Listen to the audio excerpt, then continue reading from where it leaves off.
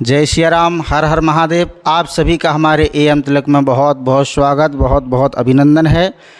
आज हम भूत के बारे में चर्चा करने वाले हैं। आखिर लोग कहते हैं कि भूत होते हैं कि नहीं होते हैं।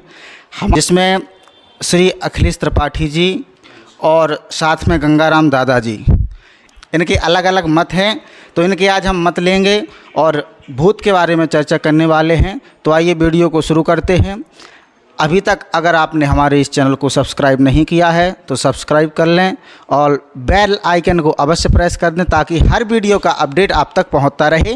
चलिए विलंब ना करते हुए इसकी आज की वीडियो को शुरू करते हैं। तो त्रिपाठी जी से इस बारे में बात करेंगे कि आखिर इस विषय में, भूतों के विषय में आपका क्या मत है। मैं आपका क्या विषय में क्या मत है?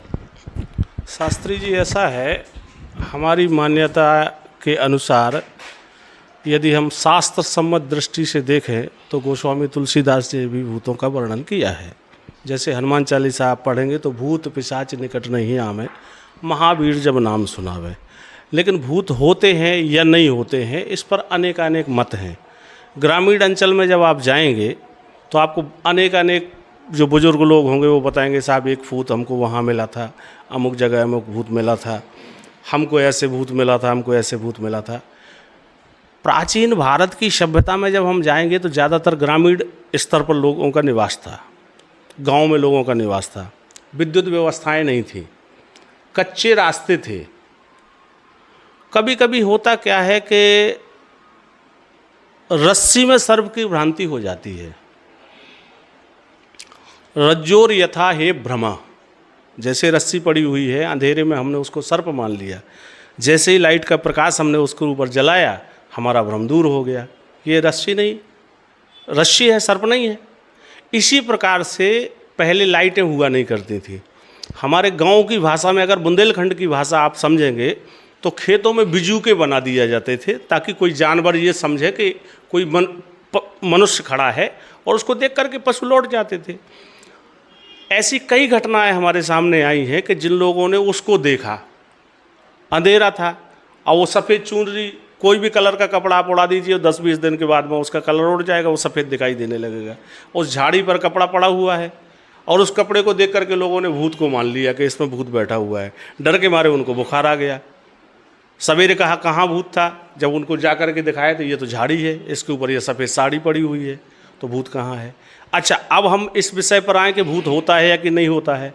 यदि आप मानते हैं कि भूत होता है तो स्मशान आज बड़े पवित्र जगह मान लिए गए, बन गए हैं। पहले स्मशान से लोग डरते थे, यहाँ मुर्दे जलाए जाते हैं, यहाँ भूत रहते हैं, यहाँ मरघटा है, यहाँ भूत रहते हैं।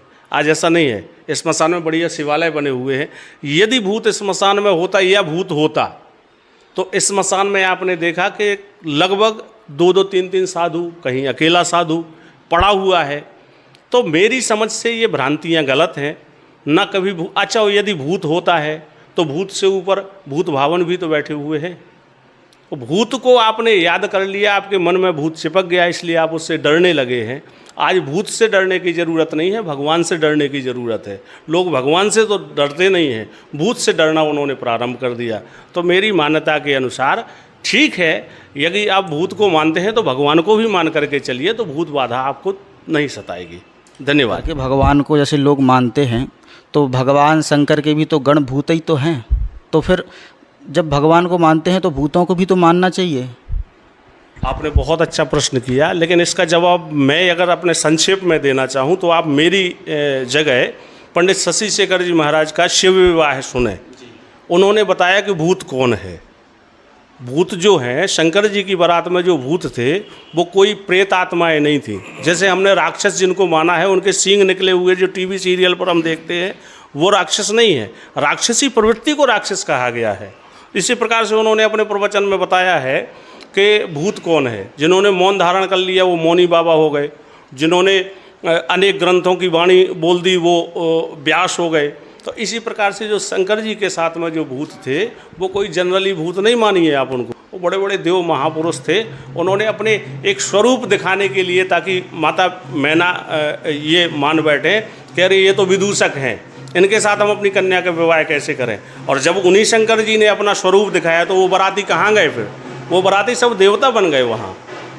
इसलिए मेरी परंपरा के अनुसार आप भूत को ना ज़्यादा माने, भगवान को ज़्यादा मानने का प्रयास करें। धन्यवाद। आपका बहुत बहुत धन्यवाद। परंतु आपके मत से ऐसा लग रहा है कि आप भूतों को नहीं मानते हैं, फिर भगवान को आप कैसे मानते हैं? भगवान को मैं इसलिए मानता हूँ कि जो हमारी सनातन परंपरा है, हमारा वेद कहता है, हमारे शास्त्र कहता है। हमारे साथ मौजूद हैं उज्जैन के दादाजी, तो इनका भी मत लेते हैं कि आखिर ये तो उज्जैन के और महाकालेश्वर भगवान के वहीं के हैं, तो भगवान शंकर के वैसे ही गणभूत हैं, तो आप अपना मत दीजिए। सही महाकाल, हम तो ये मानते हैं कि भूत है, ईश्वर है तो भूत भी है। ईश्वर दिखता है क्या? नहीं दिखता है ना, ऐसे भूत भी नहीं दिखता। भाई ईश्वर को अपन मानते ही है, भाई ऐसे भूत भी है। हम तो ये मानते हैं कि भूत है बस। जय श्री महाकाल। बहुत बहुत धन्यवाद आप सभी का।